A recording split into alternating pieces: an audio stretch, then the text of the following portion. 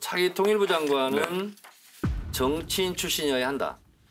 저는 근본적으로 통일부 장관이 지금 잘했다는 것이 아니고 이 남북 문제는 지극히 통칭이거든요. 일개 장관이 할 수 있는 게 뭐가 있을까? 정상 간의 어떤 합의나 이행 조치가 있고 후속 조치를 하는 정도이지 통일부 장관이 양국 정상을 띄워놓아서 할 수 있는 게 있을까라는 생각이 좀 들어서 이 통일부의 이게 이중고예요.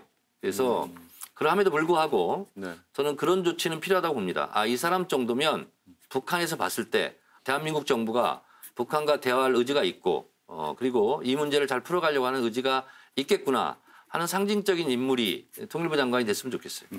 저는 좀 틀린 생각을 가지고 있습니다. 정치인을 임명을 하게 되면 이게 이용당할 확률이 굉장히 높아요. 정권에 이용하거나 또 창출을 위해서 이용을 하거나 예를 들면 옛날에 총풍 사건 같은 경우가 있었잖아요.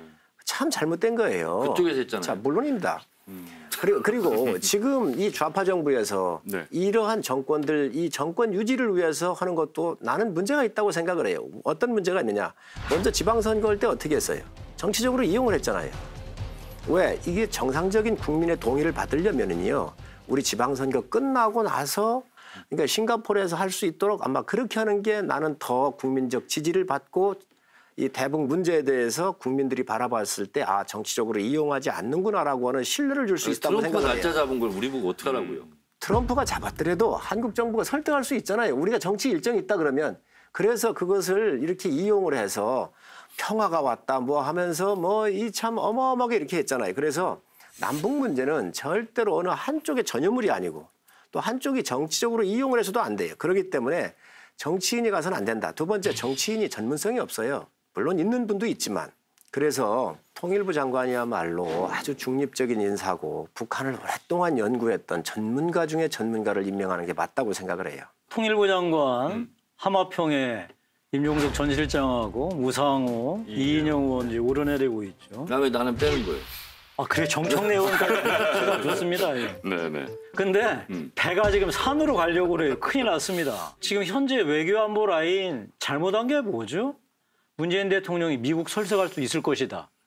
라고 하는 잘못된 지금 정보를 준 거예요. 김정은한테는 우리 문재인 대통령이 미국 설득해서 북한한테 당신들한테 해줄 수 있을 것이다. 문재인 대통령께서. 이렇게 지금 잘못된 환상을 심어준 거예요. 그 환상이 깨지니까 김정은이 지금 이렇게 지금 남북공동연락사무소 폭파하고 난리를 죽이는 거 아니겠어요? 그러면 새로운 안보 라인은 누가 돼야 되겠어요? 정확하게 실상을 북한한테는 환상 같지 마라. 문재인 대통령 할 수 있는 게 한계가 분명하다. 그다음에 문재인 대통령한테도 북한에 괜한 지금 환상 심어주는 이런 약속을 하셔서는 안 된다. 이런 현실적이고 냉정한 외교관들이 필요한 거예요. 근데 지금 현재 거론되는 분들은 기존의 외교안보 라인보다 한수를 더 떠서 자 이제 미국, 유엔 다 아랑곳 하지 말고 북한 도와야 된다. 지금 이러실 성향들의 분이 아니신가. 정청래 의원은 안 그러실 것 같은데 아주 현실적이고 냉정하게 외교안보의 현실에 딱 입각해서 하실 수도 있을 것 같은데